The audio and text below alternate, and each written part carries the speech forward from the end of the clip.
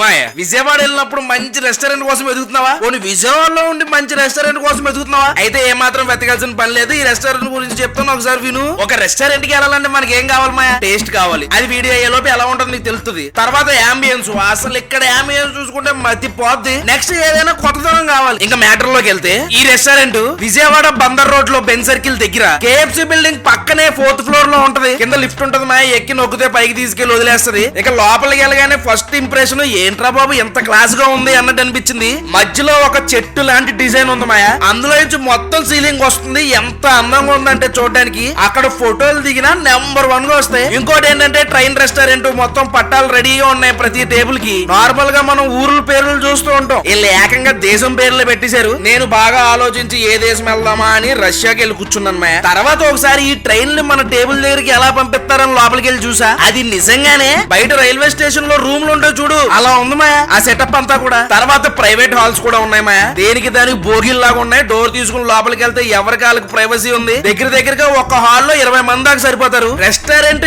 Area ఎంత ఉందో ఆ కిచెన్ అంత పెద్దగా ఉంది. లోపల కూడా కిచెన్ చాలా నీట్ గా అనిపించింది చూసిన వెంటనే. ఒరే తెపాలం ఇవన్నీ సరే కానీ ముందు ఫుడ్ సంగతి ఎలా ఉందో చెప్పరా అంటావా? అక్కడికి వెళ్తున్నాను. ఆ మెనూ చూసుకుంటే దగ్గరగా 300 నుంచి 400 ఐటెంలు ఉన్నట్టున్నాయి మాయా. అవన్నీ చూసి సూప్ తో మొదలు పెట్టి డిజర్ట్ తో ఎండ్ చేయాలని చెప్పి సూప్ లో పాయా సూప్ ఒకటి చెప్పాను మాయా, ట్రైన్ లో తీసుకొచ్చి ఇచ్చారు. చూడడానికి అయితే ఎలా ఉంది, ఒక మూలుగు ముక్క బయటకు కనబడుతుంది. ఇంకా దాన్ని స్పూన్ తో అలా ఊదుకుని టేస్ట్ చూసా, పర్లేదు మాయా దీని టేస్ట్ బానే ఉంది. దాని తర్వాత పాయా ముక్క నవ్వులు చూసాను, భలే అనిపించింది. మరీ మనకి నాటు పాయా లాగా లేదు, అలా అని చెప్పి చైనీస్ లోని లేదు, మధ్యలో ఉంది. దీని కాస్ట్ 190 రూపాయలు వేసారు. నెక్స్ట్ ఏ మాత్రం లేట్ చేయకుండా స్టార్టర్ లో చిల్లీ గార్లిక్ ఫిష్ చెప్పాం. మీకు ఈ ఫిష్ ఎలా ఉందని ముట్టుకుని నొక్కి చూపిద్దామని పట్టుకుంటుంటే ఏళ్ళు తగిలే లోపే మొక్కలు అయిపోతుంది మా మొక్క, అంత మెత్తగా ఉంది. అలాగే మెత్తగా ఎలా పట్టుకుని నోట్లో వేసా, మొక్క నవలాల్సిన పని లేదు మాయా, నాలికి నొక్కుతుంటేనే మెత్తగా వెళ్ళిపోతుంది. ఫ్లేవర్ కూడా అబ్దిరిపోయింది, నీసు వాసన కూడా లేదు, చాలా బాగుంది టేస్ట్. దీని రేట్ 389 రూపాయలు వేసారు. నెక్స్ట్ కుర్కురే చికెన్ అంట.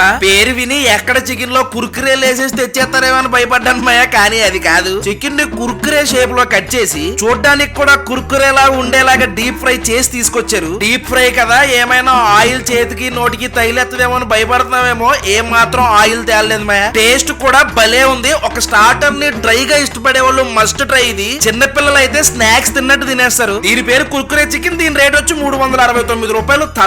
తర్వాత చికెన్ ఫిష్ అయిపోయింది. రొయ్యలో కూడా దెబ్బ ట్రై చేసేద్దామని లూజ్ ప్రాన్స్ చెప్పాను. చూడడానికి రొయ్యలాగా అనిపించలేదు, చిన్న ముక్కలు ఉన్నాయి, చికెన్ లా ఉంది ఏంటి అనుకున్నాను మాయా. ముక్క నిరిపి చెక్ చేసి చూసా, రొయ్యే. తర్వాత రొయ్యని అలా టేస్ట్ చూసాను మాయా, టేస్ట్ బాగుంది. ప్రాన్స్ పిచ్చున్న వాళ్ళు చెప్పుకుని ట్రై చేయొచ్చు దీన్ని. అన్ని అలా కరెక్ట్ గా సరిపోయినాయి. దీని కాస్ట్ 359 రూపాయలు వేసారు. ఇంకా ఏ మాత్రం లేట్ చేయకుండా మెయిన్ కోర్స్ లోకి వెళ్దాం. ఈ జగవిస్కృతంగా ట్రైన్ రెస్టారెంట్ వాళ్ళ దగ్గరికి వెళ్తే పక్కా ట్రై చేయాల్సింది రాగి సంగటి. అది కూడా నేను ఈ విజయవాడ బ్రాంచ్ లో రాగి సంగటితో పాటు తలకాయ కూర, మటన్ కర్రీ రెండు చెప్పుకున్నాను. వాటిని అలాగే ట్రైన్ మీద 2 బోగీల్లో పట్టుకొచ్చారు మాయా. ఫస్ట్ ఆ రాగి ముద్ద ప్లేట్ లో కొట్టించుకున్నా, మంచి టెంప్టింగ్ గా ఉంది. దానిపైన మటన్ కర్రీ వేయించుకుని ఒక మూలికి కూడా వేయించి గ్రేవీ వేయించి బాగా ములగ్గా కలుపుకుని ఒక ముద్ద టేస్ట్ చూసా. చెప్తే ఏమైనా అనుకుంటారేమో గానీ నాకు ఈ రాగి సంగటిలో నాటుకోడి కన్నా ఈ మటన్ కర్రీయే బాగా నచ్చింది. ఉత్తి మటన్ కర్రీ ఫ్లేవర్ కూడా చాలా బాగుంది, మొక్కలు కూడా భలే మెత్తగా ఉన్నాయి. వెళ్తే మాత్రం ఈ రాగి సంగటి మటన్ కర్రీ మస్ట్ ట్రై మాయా. తర్వాత అదే రాగి సంగటిలో తలకాయ కూర కూడా వేయించుకుని, మీకు తెలుసు నేను తలకాయ కూరకి అంత పెద్ద ఫ్యాన్ కాదని, ఎలాగో యావరేజ్ ఉంటది అని చెప్తాను అనుకున్నావేమో నువ్వు. లేదు మాయా, తలకాయ మాంసం అంటే మొత్తం దుమ్ములే ఉంటాయి అనుకుంటే నాకు మెత్తని ముక్కలు కూడా పడ్డాయి. దాన్ని అలా కలిపి టేస్ట్ చూసా, చంపేశాడు మాయా ఈ తలకాయ మాంసం కూడా. తలకాయ మాంసానికి